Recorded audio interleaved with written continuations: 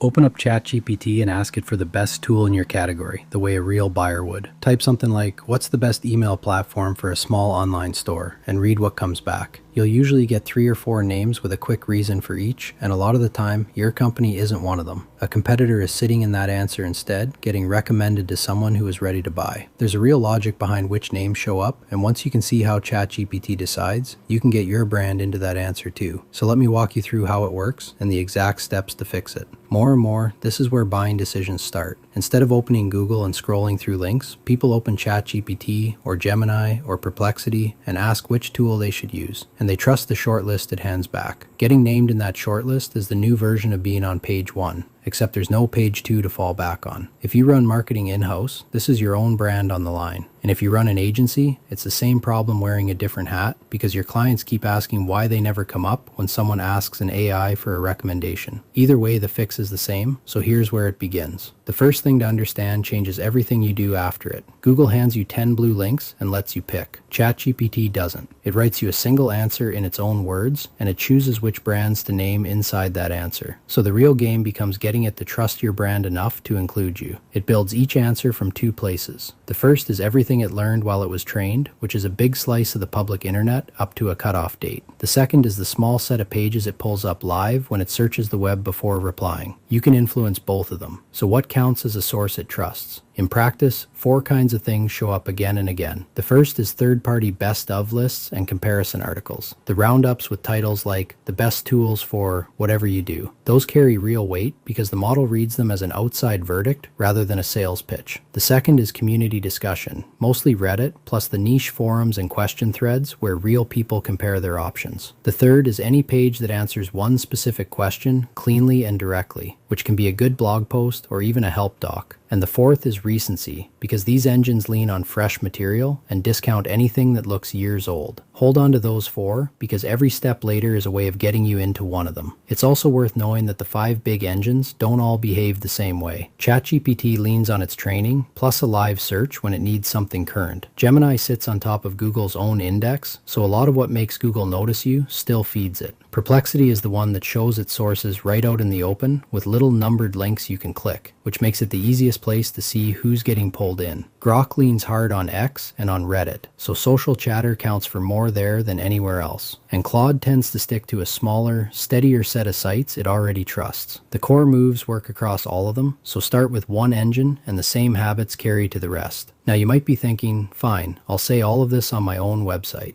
Your own site barely moves the needle here. It's you talking about you, so the model reads it as marketing and trusts it less than an outside voice. It tends to be written to sell instead of to answer. So when someone asks a flat question, your page never quite lines up with it. And it often sits untouched for a year, which trips that recency problem we talked about. Your website still matters, and we'll fix part of it in a minute, but on its own, it won't get you named. The trust the model is hunting for lives outside your own 4 walls. So the whole job comes down to one idea. Get yourself into the outside sources ChatGPT already trusts and keep them current. You can do every step of this by hand for free, and I'll show you how. I'll also point out where Loudmink can do the heavy lifting for you, since it's a tool that tracks what ChatGPT, Gemini, Perplexity, Claude, and Grok say about your brand, shows you the sources they pull from, and has agents that write the articles and Reddit posts to get you in. So here are the 5 steps, in the order I'd do them. Step 1 is to map the questions and see who's winning them right now. Sit down and write out the 10 or 15 things a buyer would ask an AI before they pick anyone in your space. Questions like, what's the best option for a small team? Or, which one works for this exact use case? The real ones, without your brand name in them. Then open ChatGPT, ask everyone, and note 2 things for each. Write down which brands it names, and, when it searched the web, which links it cited underneath. That list of cited links is gold, because those are the precise pages you need to get into.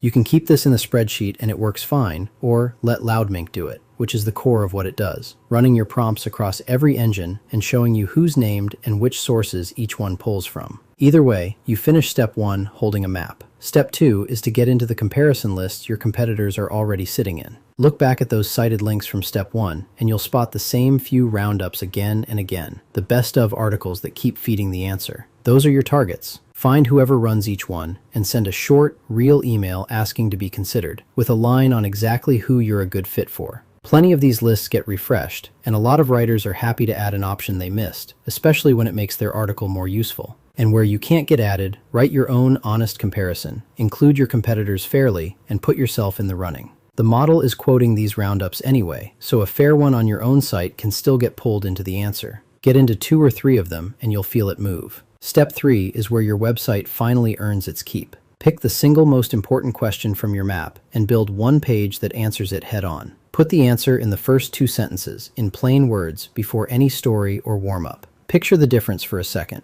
A weak page opens with a slow wind-up about how overwhelming the choice has become, and it buries the point 10 paragraphs down. A strong page opens with, the best option for a small online store is usually one of these 3, and here's when each one fits. The model can lift that second version straight into its answer, almost word for word, because you did the summarizing for it. So lead with the answer, then back it with a short, clear list, the way you'd want to be quoted. Step 4 takes you into the community side, and mostly that means Reddit. Go back to your map one more time, because some of those answers were quoting Reddit threads directly, and the engine is still reading those threads today. Find the ones that fit your space and add a useful reply, the kind you'd write if a friend asked you over coffee. Mention the options fairly, say where yours fits and where it doesn't, and don't pretend to be a random superfan. People can smell a plant, and so increasingly can the moderators, so aim for real help that earns its place. If you're doing this for clients as an agency, post from an account that knows the category, because a thin profile dropping links gets removed fast.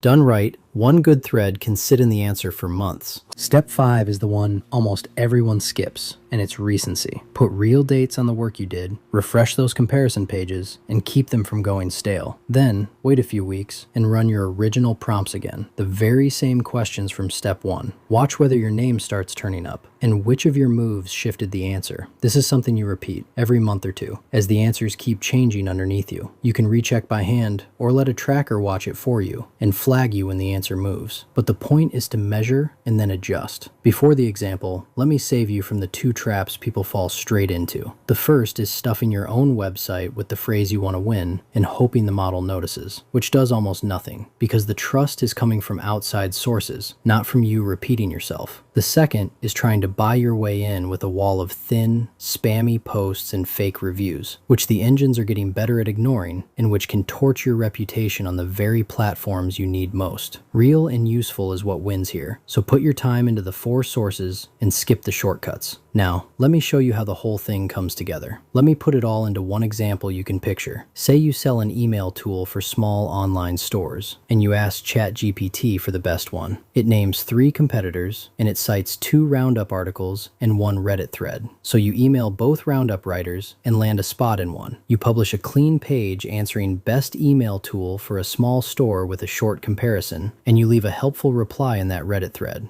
A few weeks later, you ask the same question again, and now your name is sitting in the answer next to the others. None of that took money, only the right moves in the right order. So if you only do one thing after this video, start with the map. Pick 3 questions your buyers would ask an AI, put them into ChatGPT today, and write down who gets named and which links it leans on. That alone will show you where you stand and what's missing. From there, get into one of those lists and rewrite one page to answer the question head on, and you've already started showing up in places you were invisible a week ago. And if you'd rather not run all 5 steps by hand, head to loudmink.ai and run the free scan. It'll show you where you're missing across every engine in a couple of minutes, and the agents will draft the fixes for you to approve. Give it a real month, and you'll watch your name start to land in the answer.